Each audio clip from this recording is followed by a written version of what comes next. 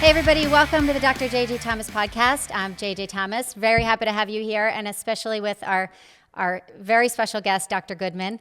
Hi, Dr. Goodman. Very lucky to have him. Dr. Goodman is the creator and founder of Foundations Training. If you're already familiar with Foundations Training, then you know that he is an authority on movement patterns and helping people restore healthy movement patterns. And if you don't already know that, then you need to listen to this episode because he's a true pioneer in terms of really just breaking open a huge thought content that will change your practice, both as a clinician and if you're just a patient listening, it would change your practice as well. So thank you, Dr. Goodman, for being here. Thank you. That was a really nice introduction. Thank you for the kind words. I appreciate it. Yeah, well, meant from my heart. I mean, there is a reason I wanted you on here, and you're one of my first guests on here. It's true. Everything, your product is amazing. Your work is amazing, and I'm really looking forward to hearing all different avenues of FT, and Sure. both from a clinical side and from a business side. But if you wouldn't mind, I'd love for the listeners first to hear a little bit about your background and story, and kind of how FT came to be. Sure. I'll give kind of the important parts and do my best not to bore.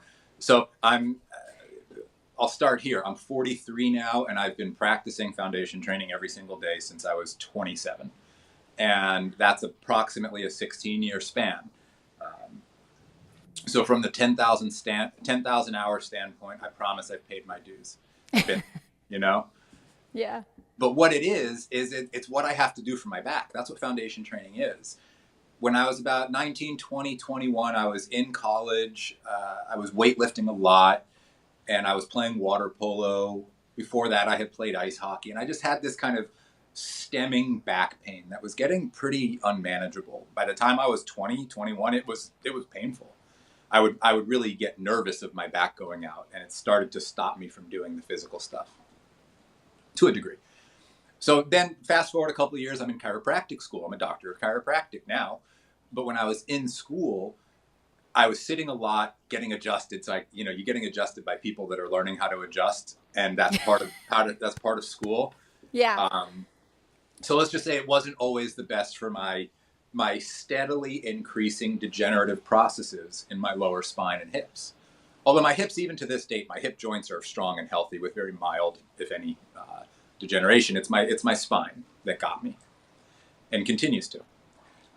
So my back went out to the point 26, 27 years old that I was really strongly considering fusion surgery.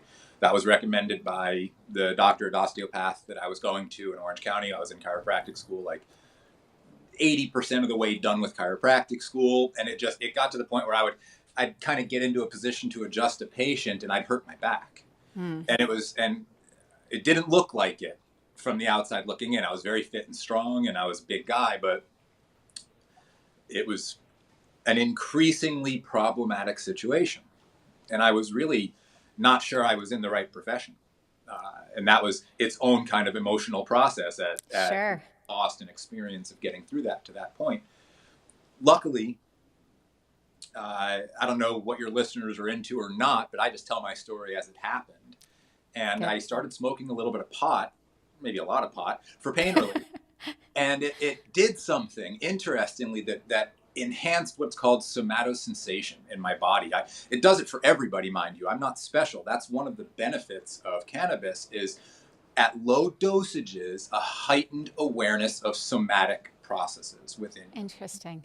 I got the benefit of that very early on. And I would literally be laying in my room on the floor, just trying to get myself into comfortable positions. Yeah. And there was one very distinct experience that changed how I thought about my back forever. And that was being in a yoga class, which I did a lot of yoga to try to get out of pain. And usually, to be honest with you, it worked pretty good. A couple days of yoga, I'd be feeling a good bit better. I still practice some. I was in a yoga class and they were having us in a chair pose, and it hurt because I didn't quite know how to do it, and I was rounded, and I just extended my lower back really hard.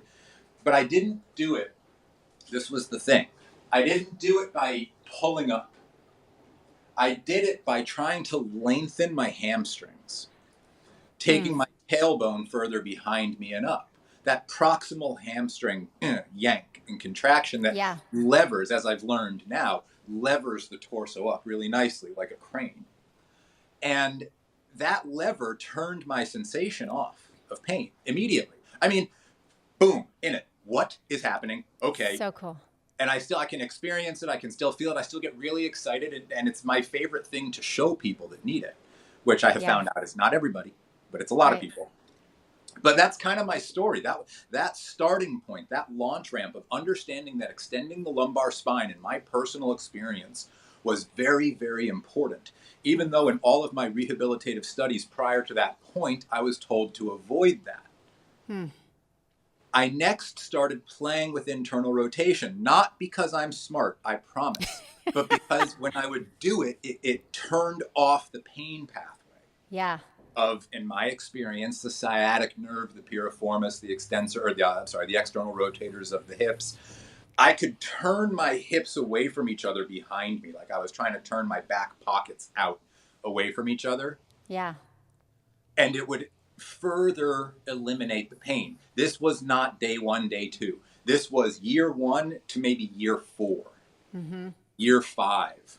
I'm already graduated chiropractic school. I'm starting to play a lot with proximal hamstring contractions. I've created some exercises like the founder and the woodpecker that were very deliberate proximal hamstring contractions turned into sort of more advanced exercises over the years. And my favorite exercise I ever created is not the founder. It's the anchored back extension, which was the first pose that I could do daily to repeat the pain benefits in my own body. And it squeezed my adductors together really hard to traction my pelvis toward my knees. And that would buy me just enough elimination of compression to be able to extend my back and strengthen the muscles of extension. That was my baby for years. It was like, it was literally, I would picture in my head an anchor line from my arches of my feet to my groin muscles, to my pelvic, to my pubic symphysis. And as I squeezed it, I would imagine that anchor line pulling away from my disc herniations and compressions to the point that I could really feel it. That is so cool. That system, that equation, I don't know how else to say it. That chronology of events, that right? process is the greatest thing that has ever happened to me, by far. And it hurt, but it was not nearly as much as it helped. And that strengthening process gave me an understanding of what I call the anchoring line and decompression breathing. And again, it was a years-long, every single day study, getting myself out of pain. And then I had some really trusting friends and patients that just let me play a little bit with them. I got them good enough results that they let me keep going. And so anyways, that's why I said I was going to try to keep it short. That's my story up to now, is I just keep trying to make it better. And you can't keep it short because it's not a short process. I think that's important. Like, I don't want to neglect that. I think one of the things you said from the very beginning just now that struck me as important for our listeners is how many patients have we had, if we're clinicians, and how many people have felt this situation where they feel hopeless in terms of, like, they're given a diagnosis, they believe that diagnosis is dooming, and their back is never going to be better unless they have surgery. And you had the confidence, number one, confidence in your body and confidence in your own exploration to be able to say, no, you know what? I'm not going to accept that. Like, my back may not be the best, but I have all this entire system that I can work with to make it better. So that's really cool to hear that. And to be clear, that confidence in my body wasn't random. When I was 18 years old, I became a personal trainer. I was with what's called the National Strength and Fitness Association, or the National Strength and, I think it was Strength and Fitness, because the strength and conditioning is the bigger one, and it wasn't that one. Okay. It was pre-NSCA. Got it. This was 1998. Okay. And I became a personal trainer online because I was just interested in the body. I was training in the gym all the time. I was fascinated by both bodybuilding and strongman and just kind of the processes of the body. Yeah. And so I was kind of naturally leaning in the way of exercise, very, very much so. And by the time I was playing with my own spine, I really trusted my understanding of the body to that point. Mm-hmm. would I understand? I wouldn't trust it now with what I know. I would want to have somebody much more advanced, but it was working. Yeah, but you trusted the process too of like, okay, if I move this way, what happens? If I move this way, what happens? I think people aren't patient enough with that. Yeah, Like, and I it feel like took a people long want time. that quick answer, right? They're like, oh, that didn't work. Oh, I'm doomed, I honestly, and now this wasn't something like I wasn't going into this as a very meticulous person saying I'm going to test this for 100 Yeah. days, then I'll. Yeah. If I had to sort of average out honestly how long kind of an adaptation of a pose or a process or the correlation of what I'm feeling and what the movement is, and then okay, if we slip this way a little too far, those were half a year to a year each in the making. Like Awesome. you have to go through the sensation over and over and over until you're it's first nature. It's not second nature. It's first nature. It's Yeah. 100% your prime language, and that's what somatosensation can become for anybody. Prime language Cool. you can really understand. So I would love to. I talk about FT quite a bit.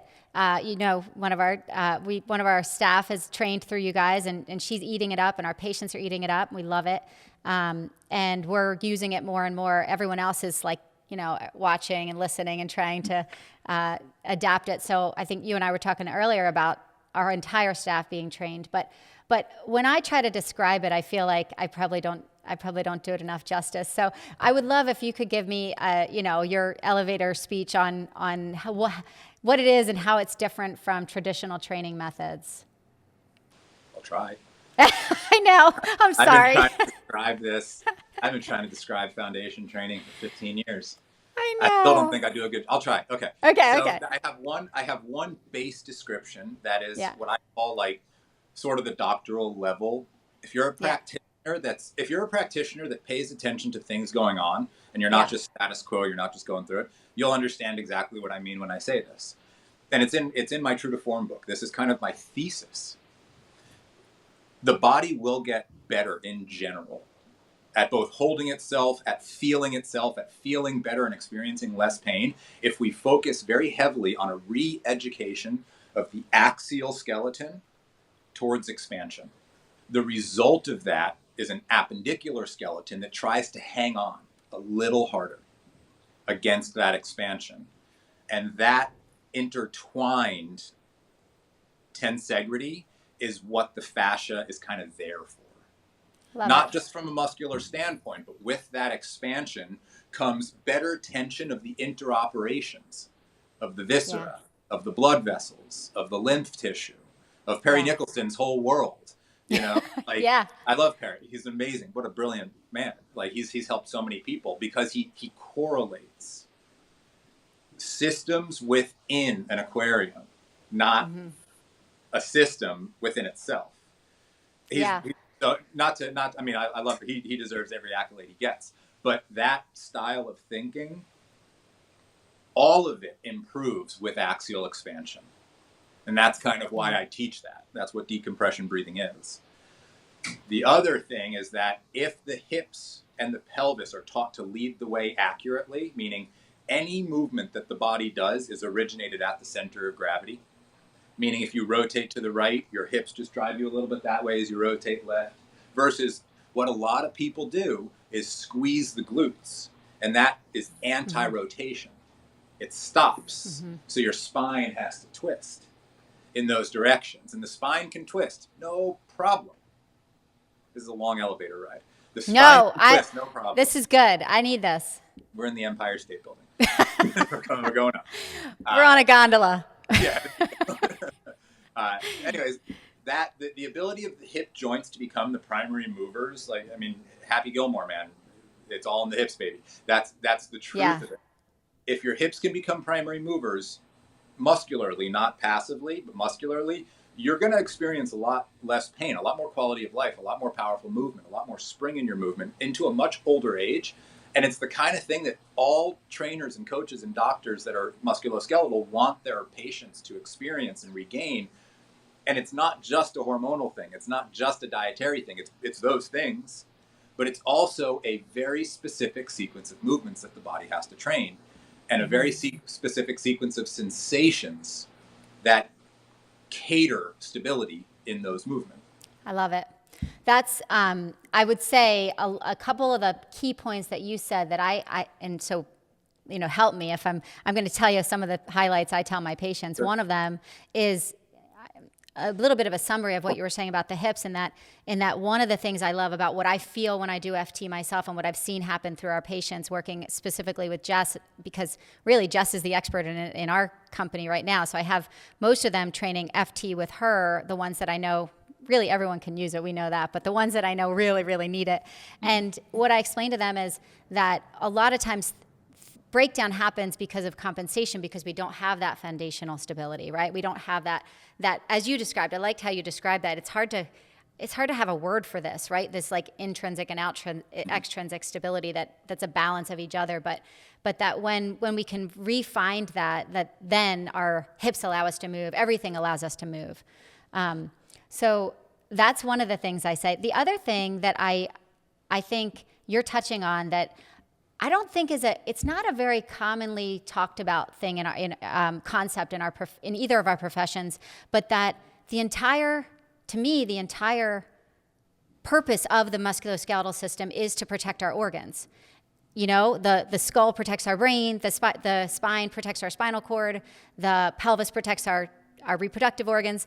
And what I explain to patients is we don't have a bony structure to protect the abdominal contents really. And so what I feel from FT is that a lot of the intra-abdominal pressure that we need for true abdominal stability is regained through these patterns that you encourage in all of your movements and poses. It certainly can be. Because what we do, so yes and no. And I want to be so upfront and clear with exactly. Oh, that's why I'm asking. Bring it. The system that we teach, our instructors teach, that Jess teaches, that you're interested in, it could never stand alone. Yeah. Because it's scaffolding. What foundation training delivers is a broad, expansive scaffolding that the musculoskeletal system will adapt to and strengthen. And the result of that scaffolding is improved posture and more space for the abdominal muscles to contract accurately. But if you really want to teach breathing into the abdomen, that's very, very good, very strong, look at DNS. Yes. Look at powerlifting and Olympic weightlifting and go listen to Pavel Satsaline talk about breathing.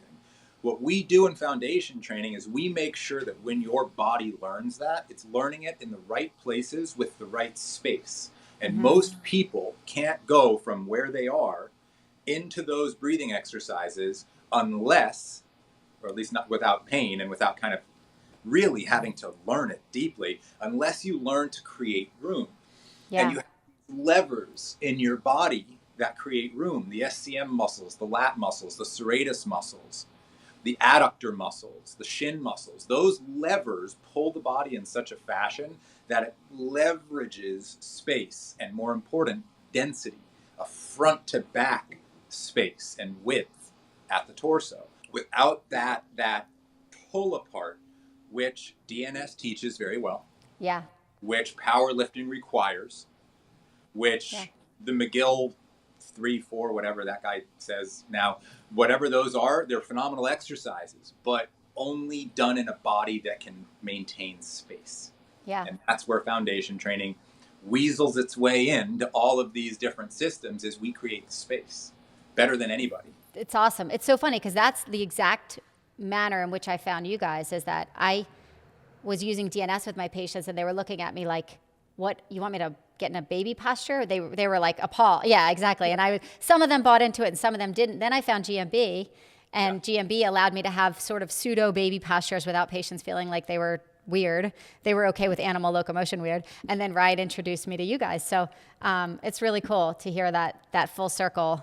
Now you're sending us back to DNS, which is right. The body needs all these systems, and there's a reason that all of them are created.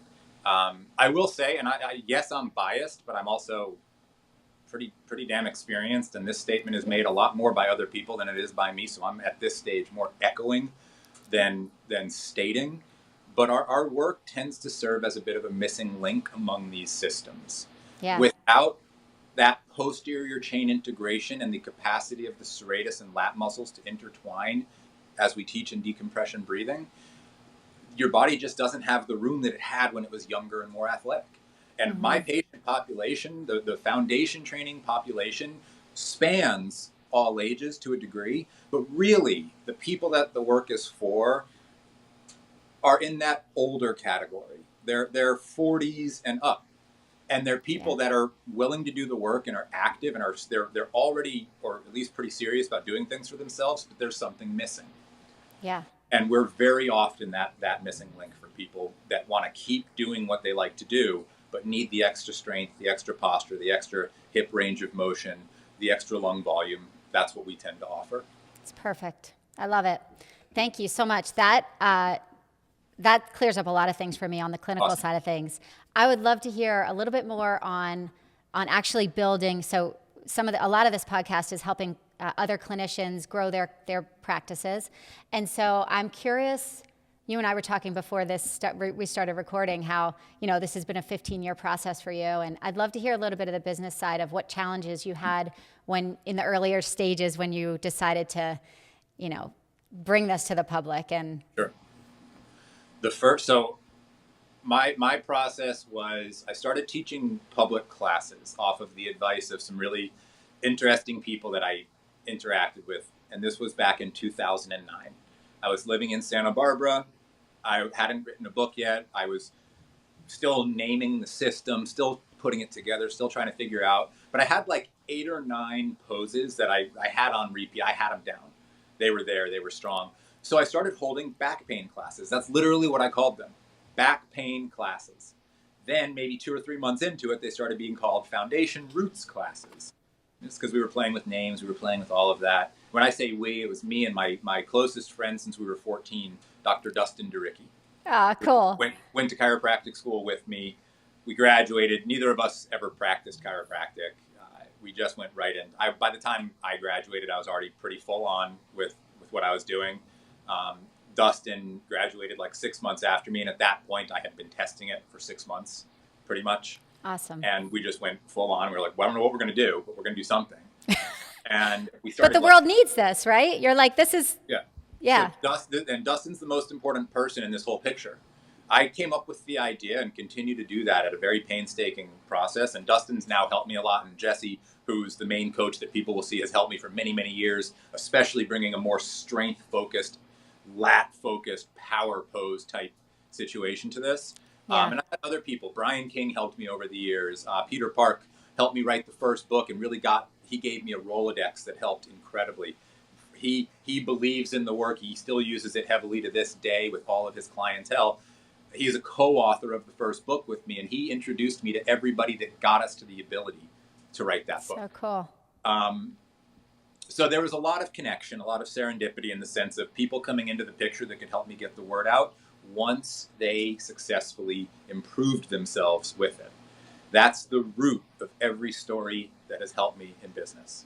Yeah. Nobody came here because they liked me. Yeah. Everybody came here and they were like, I'm in a lot of pain, X, Y, or Z.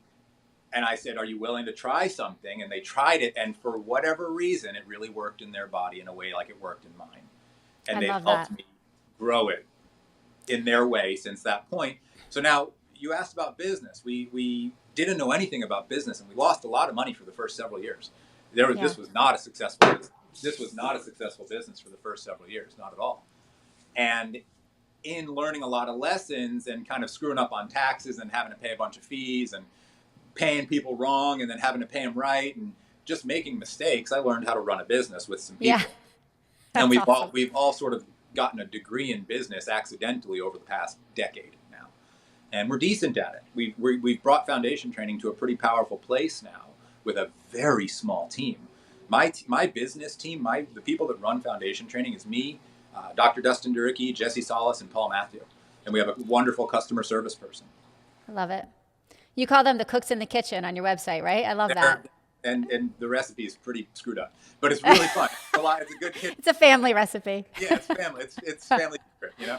That's cool. That's awesome. It's an ongoing learning curve in business. Yeah. We have 1,400. No, I'm sorry. I'll say 1,300, so it's at least pretty accurate. We have approximately 1,300 foundation training instructors around the world. Wow, I did not know that. Yeah, we're doing okay in that regard, and That's so cool. that's including basically a year and a half, 2 years off during COVID. But we've been certifying instructors since 2012. That is awesome. I mean, I will say, I know you and I forget when we first connected. We connected for a patient that I had. Probably that was 2 years. I think 2 years. Yeah, Yeah. or more. I don't know, but I ever since then, I've definitely been following, and I'm so I think happy it to was hear. more. I think it was I more. connected with Ryan like 5-6 years ago. I want to say it was like 4 years ago, maybe. But I remember thinking like PTs, we clinicians need this. So I'm glad. I wonder, do you happen to know the breakdown of how many like clinicians versus trainers? Oh, sure. I'll give you an approximate breakdown. Yeah. I won't hold you to it. Yeah, let me do it in two categories. The clinicians, the vast majority of clinicians that have come through our course are physical therapists, chiropractors. And then I'll sprinkle in a handful of osteopaths and medical doctors, and Okay. I'll sprinkle in a handful of occupational therapists. Cool. Now, that probably makes up 65% Awesome. of our entire clinical or our entire instructor base. The others are Pilates instructors, athletes, yoga instructors, individuals who came through just for a better knowledge for their own pain management. 10% of maybe 20% of every course, 10 to 20% of every course is people that are just there for themselves. They're retirees. Awesome. They just want to understand it. They always bring a pretty fun energy because most people are clinical, and then there's just these other people like, what? They're just totally different focus, right? They're just in the poses. The other people are like taking notes, studying the muscles. Yeah.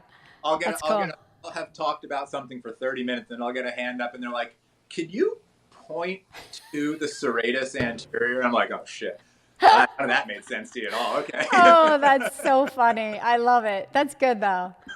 Oh, well, I'm happy to hear. I didn't expect you to say 65%. That's awesome because I think, like you said, missing link was a perfect way of saying it because I will say I've had patients with chronic pain that we got like 80-85% without it, and then FTs just really brought them over the top. So we've got a lot of success stories, and the people that have built this business are our instructors at this stage. Our instructors have expanded our reach in ways we never could have, ever. It's cool. Ever. There's a lot of Australians that do boundary. There's a lot of New Zealanders. There's a lot of people in China. It's pretty wild. Like that's really cool. That's been the neatest. That's been the neatest process of just learning how to kind of not run a community, but how to be a part of a community by basically my job is to give to the community in such a way that they want to keep giving to our community and keep spreading it. So when I give them something new, it's got to be legit. I can't give them BS. I can't give them something that doesn't work.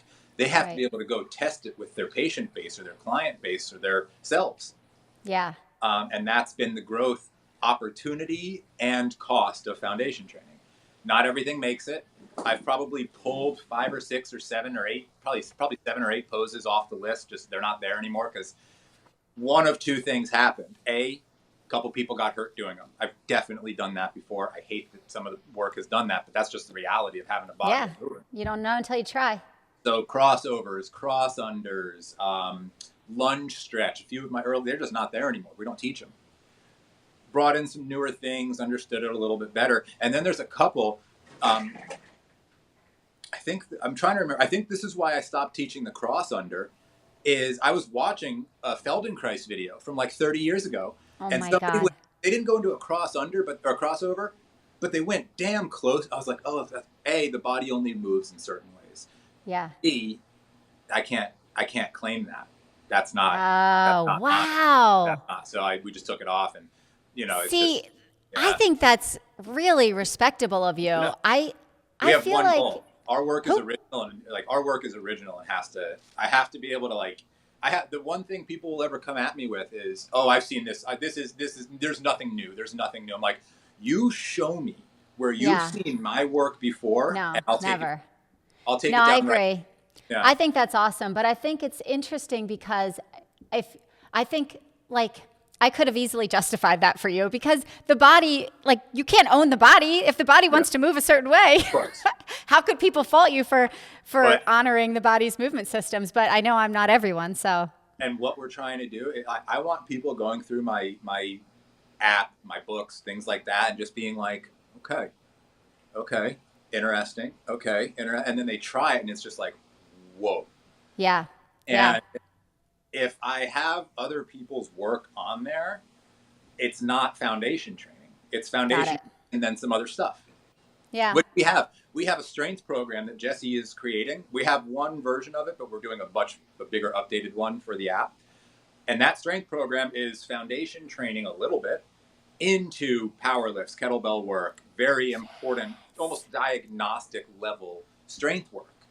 And his capacity is huge. Before he ever got into foundation training a decade ago, he was really into the CrossFit world, the powerlifting world. He has certifications from Starting Strength, from Strong First, he's gone to them all. And he was able to bring that to FT. It's awesome. But that has to stand. That is a strength program based in foundation training.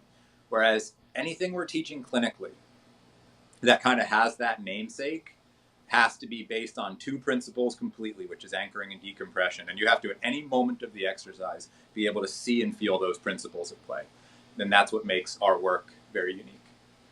It's awesome. And the simplicity of it. I mean, it's simplistic complex. It's like so simplistic, it's complex. That's a good description. That's awesome. It's like the whole puzzle looks so hard. You're looking at it, it's like, what? And then you see the puzzle. You see that last piece that comes in, and you can no longer see the puzzle pieces. You just see the image. And it's the you've ever seen. And the rest of your whole life, you only see that image. You're never looking for the puzzle pieces anymore. Yeah. It's funny because I see that we have a pretty open floor plan here in my office. And it's funny because I've seen that look in patients who haven't been exposed to FT yet, when they see Jess working with other patients doing FT, and they look at them like, what are they actually doing? Are they doing anything? Like, I feel like they give this look of like passing over it, like it's, standing there like this. Yeah. Like, well, boy, that's easy. I should do that, right? And then when they actually do it, they're like sweating.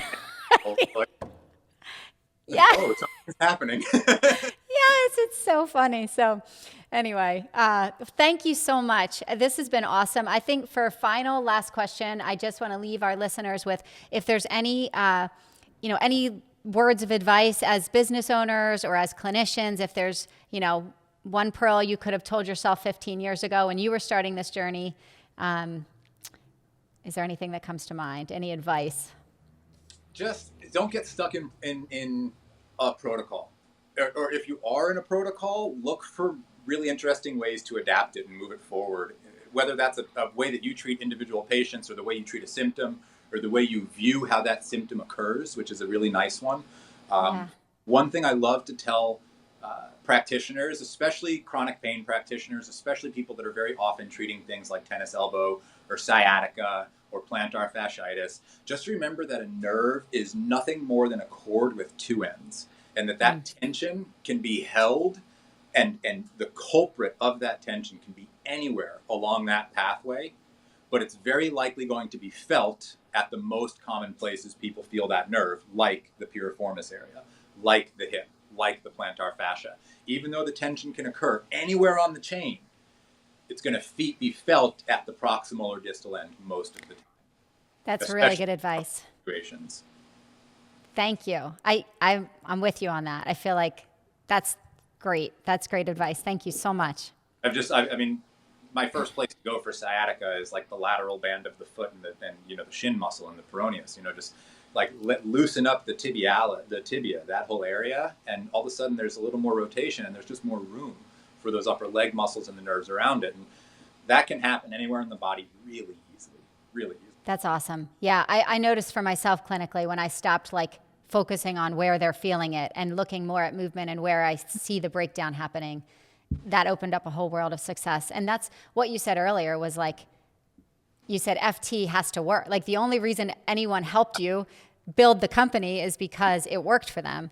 And that was something that resonated with me, and my hope for listeners too is that like, just get people better. Like, right? Like, just get the result. Figure out how to get the results. FT is a great add FT to your practice, add other things to your practice. I also love that you said it's not a standalone thing. Like, you're not saying it's the only way. You're saying this is an important piece of the puzzle.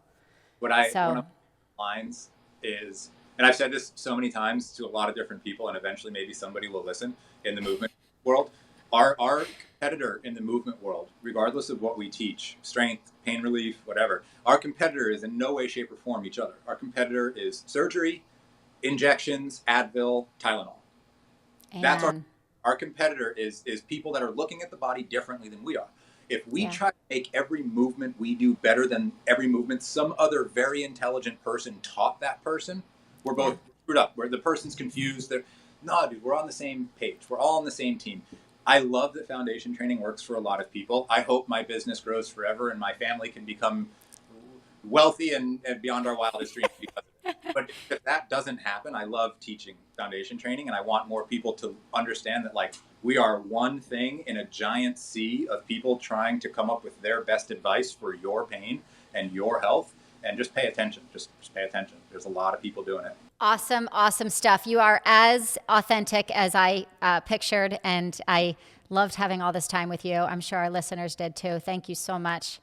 And I'm looking forward to Go ahead. I'm sorry. No, I was just saying thank you. I appreciate the support. Thanks for inviting me on your podcast, and not just paying attention to somebody with some new thing in your clinic, but being like, oh, that's actually really interesting what they're doing. I appreciate that. Oh, listen. Oh, you don't know the story of Jess? I told her she could work here if she trained in FT. Oh. She came looking for a job, and I was like, well, I love your energy. Yeah. I was like, I wasn't really planning on hiring, but you've got great energy. She was a brand new PT, which we know is, a little bit, I wasn't planning on definitely hiring a brand new PT, but she's passionate and she's energetic. And I was like, look, you're a find, and I really have been wanting to train in FT, and I just don't have the time right now. So if you train in FT, I'll hire you. And then she got into it, and she was like, oh, this is amazing. Thank you for introducing me to this. But that's the coolest thing I've heard in a while. I love that. We're going to clip that. Give me that clip. You got it. It's yours. That's my part of my thank you for introducing us to this world and for coming on the podcast. And for listeners, FYI, we are going to, Dr. Goodman and his staff, at some point we're going to host foundations training here at Primal. So keep your eyes peeled on both foundations trainings, Instagram, social media, everything that you can, and on our Instagram, social media, and subscribe to our podcast because I'm sure we'll be announcing it there too. Yeah, awesome. All right. Talk soon. Thank you so much. Thank you. Bye.